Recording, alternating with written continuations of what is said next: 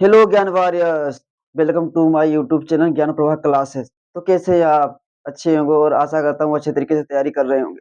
तो बच्चों, आप साइलेंट वर्ड को लेकर के आप बहुत कंफ्यूज रहते होंगे। मैंने ए टू जेड साइलेंट लेटर वाली सीरीज स्टार्ट कर दी है। अगर आप साइलेंट लेटर पढ़ना चाहते हो, अंग्रेजी में आप पढ़ने में कोई दिक्कत होती है, प्रॉब्लम होती है, तो आप साइलेंट लेटर पढ़ कर के अंग्रेजी बहुत अच्छी बना कर सकते हो अपनी। जैसे आप अंग्रेजी पढ़ने जाते हो तो उसमें कभी पी साइलेंट हो जाता है, कभी एस साइलेंट होता है, आपको पता ही नहीं। कोई दूसरा वही बच्चा आप देखते हैं वो वर्ड पढ़ रहा है तो अलग हिसाब से पढ़ रहा है, तो कोई अलग-अलग हिसाब से वही शब्द पढ़ रहे हैं, तो आप अटक जाते हो और कन्फ्यूज़ हो जाते हो कि भाई टीचर ने तो ये बताया था, उसमें पी साइलेंट था, टीचर ने कुछ और बता दिया, निमोनिया बता दिया वहाँ पे। तो आप अटक जाते हो कि पी भाई यहाँ पे पी क्यों नहीं पढ़ा? तो अटक जाते हो, क्यों ना पढ़ा अटक जाते हो? समझ में नहीं पाते हो ये क्या है? तो वो होते हैं साइलेंट वर्ड। तो वही वही साइलेंट वर्ड हम बताने वाले हैं। अगर आप अच्छे तरीके से सीखना चाहते हो तो आप मेरे चैनल पर आकर के सीख सकते हो। मैंने ए टू जेड उस पर कंप्लीट सीरीज़ स्टार्ट की है और ए टू जेड मैं समझाऊँगा वहाँ पे। तो आप देखते हैं एस साइलेंट। एस साइलेंट क्या होता है? ये कैसे पता करें भाई एस साइलेंट कब होता है? आप पढ़ने जाते हो तो उसमें कभी-कभी कोई वर्ड ऐसा आ जाता है जिसमें एस साइलेंट होता है, आपको पता नहीं होता है एस साइलेंट कब होता है, आप गलत पढ़ देते हो। तो उसके लिए हम बताने वाले हैं एस साइलेंट।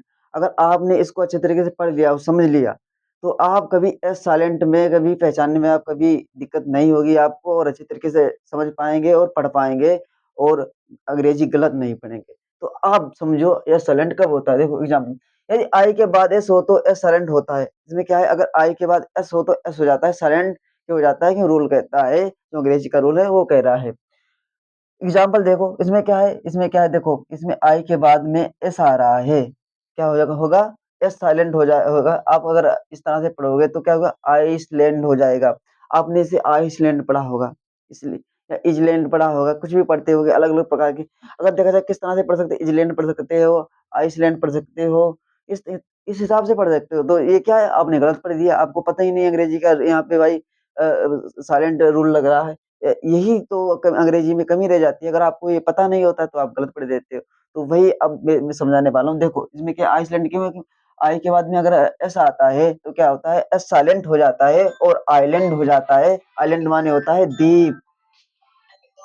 आइलैंड माने होता है द्वीप। तो क्या हो गया, इतना तो समझ में आया। इसमें देखो, इसमें क्या है, आई के बाद में एस आ रहा है। आई के बाद में एस आ रहा है कि नहीं आ रहा है, तो क्या होगा यहाँ पे एस साइलेंट हो जाएगा, क्योंकि आई के बाद अगर एस आता है तो एस साइलेंट हो जाता है। अगर आप अगर पढ़ते तो किस तरह से पढ़ते, अगर अंग्रेजी का आपको रूल पता नहीं मान तो आप क्या पढ़ते, डेवरीज। आप इस तरह से पढ़ते या डेवरीज पढ़ते। आप अंग्रेजी अगर अगर आपको अंग्रेजी के रूल नहीं पता होते तो, अगर आपको अंग्रेजी के रूल पता है तो आपको फायदा क्या है, आप सही पढ़ोगे अन्य बच्चों से। तो अंग्रेजी में क्या है, आपने क, ख, ग, घ या नाम बनाना सीख लिया तो अंग्रेजी सीख गए। भाई वो कुछ भी नहीं है, अंग्रेजी तो वो पहला स्टेप है, वो कुछ भी नहीं है। अंग्रेजी में क्या आपको प्रोनाउंसिएशन सीखना पड़ता है, उसके रूल अंग्रेजी के साइलेंट वर्ड सीखने पड़ते हैं। उसके बाद में अंग्रेजी में कई स्टेप होते हैं वो सीखने पड़ते हैं, तब आप जाकर आप अंग्रेजी सीख पाते हो। फिर अंग्रेजी में आपको जैसे पार्ट ऑफ स्पीच पढ़ने पड़ते हैं, टेंसेस पढ़ने करने पड़ते हैं, तो बहुत कुछ आप धीरे-धीरे स्टेप बाय पढ़ते हो। वोकैब्युलरी याद वोकैब्स याद करनी पड़ती हैं, तो बहुत आपको मेहनत करनी पड़ती है। किसी भी भाषा अगर सीखना, कोई भी भाषा सीखो तो उसमें मेहनत करनी पड़ती है और सभी भाषा में अलग-अलग मतलब उसका सिस्टम अलग-अलग होता है, सब भाषा यूनिक होती है, उसके अलग-अलग रूल होते हैं। हिंदी के अलग रूल, हिंदी हमें क्यों अच्छी लगती है या समझ में आती है, क्योंकि वो मेरी मतलब मातृभाषा है, मतलब कि भाषा है और हम उसे रोज़ बोलते हैं। अपने देश में ज़्यादातर हिंदी ही बोली जाती है। अलग-अलग राज्यों में अलग-अलग भाषा बोली जाती है, मगर आम तौर पे जो ज़्यादा है हिंदी ज़्यादा समझते हैं और ज़्यादा हिंदी बोली जाती है। विदेशों में क्या अंग्रेज़ी ज़्यादा बोली जाती है, तो इस प्रकार क्या है कि जो हिंदी है इसलिए हमें हिंदी सरल लगती है। लेकिन जब हम अगर रोज़ प्रैक्टिस करते हैं, समझते हैं, पढ़ते हैं, बोलते हैं, पैराग्राफ पढ़ते हैं तो इसके रूल समझते हैं तो यही जो इंग्लिश है बहुत आसान लगने लगती है। तो देखते हैं, अब हमने क्या इसमें बताया भाई आर के बाद में मतलब आई के बाद में एस आ रहा है, मतलब आई के बाद में एस आ रहा है तो यहाँ पे एस साइलेंट हो जाएगा और डेवरी हो जाएगा, मतलब डेवरी माने होता है कचरा या मलबा होता है। इसी प्रकार देखो इसमें क्या है, आई के बाद में एस आ रहा है, क्या होगा, अगर आपको पढ़ते आइसल आइसल आप ऐसे पढ़ते मगर है आयल, क्यों है? क्योंकि यहाँ पे जो एस है वो साइलेंट हो जाएगा और यहाँ पे आयल हो जाएगा। क्या हो जाएगा? आयल, ठीक है? तो इतना तो आपको आयल माने होता है मलियारा, इतना आपको समझ में आया होगा।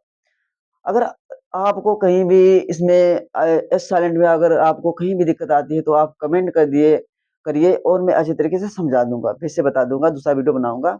और एक बात कहना चाहता हूँ, सब्र रखो, मेहनत करो, एक ना एक दिन सफलता आपको मिलेगी।